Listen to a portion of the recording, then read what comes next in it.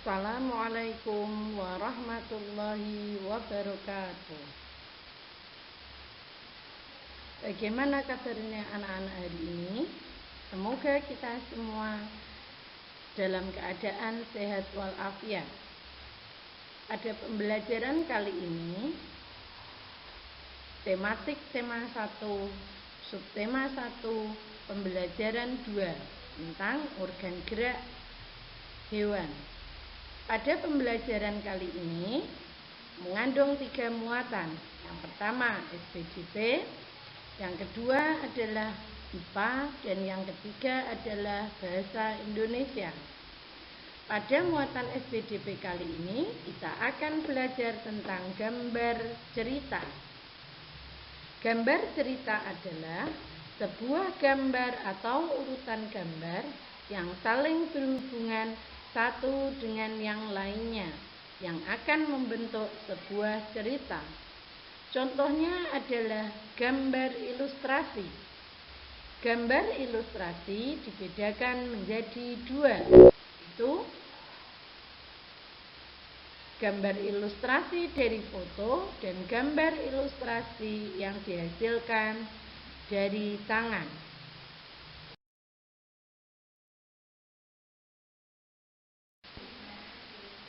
Muatan yang kedua yaitu mapel IPA.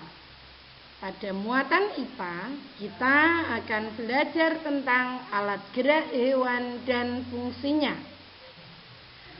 Alat gerak hewan disesuaikan dengan aktivitas dan tempat hidupnya. Perhatikan contoh tabel hewan beserta alat geraknya di bawah ini. Yang pertama adalah ikan.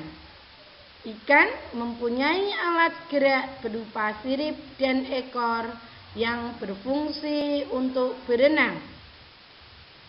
Contoh yang kedua adalah amfibi. Amfibi adalah hewan yang hidup di 2 alam. Contohnya adalah katak. Amfibi memiliki alat gerak yaitu kaki yang berfungsi untuk berjalan, melompat, dan berenang. Yang ketiga yaitu hewan reptilia atau hewan melata.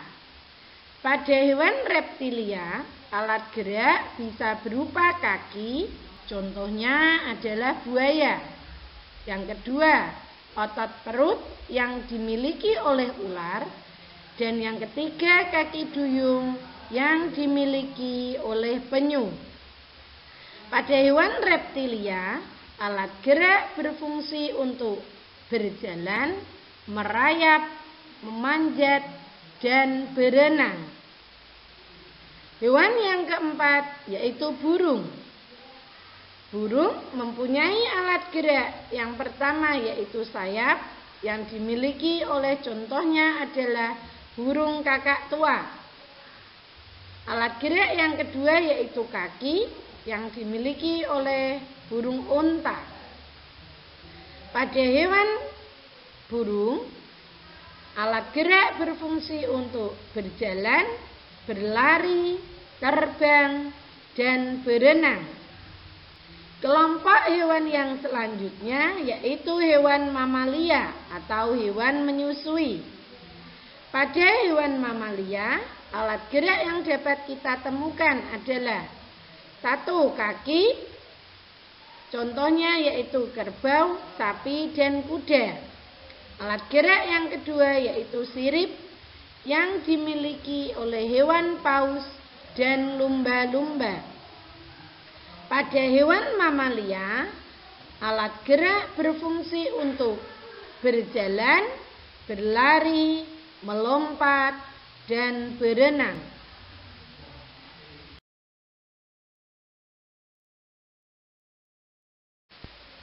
Muatan yang ketiga yaitu bahasa Indonesia.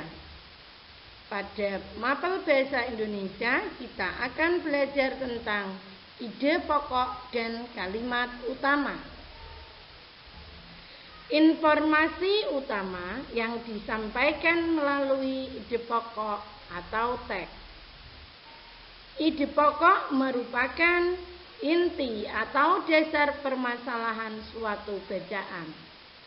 Ide pokok dalam teks sering juga disebut sebagai pokok pikiran atau gagasan pokok atau gagasan utama. Disebut gagasan utama karena berisi gagasan dasar penulis. Cara menentukan ide pokok adalah 1. Membaca teks dengan seksama secara keseluruhan. Jika dibaca 1 kali belum paham, maka bacalah teks itu berulang kali. Yang kedua, yaitu mencari kalimat utama dari teks tersebut. Ide pokok biasanya dijumpai pada kalimat utama tersebut.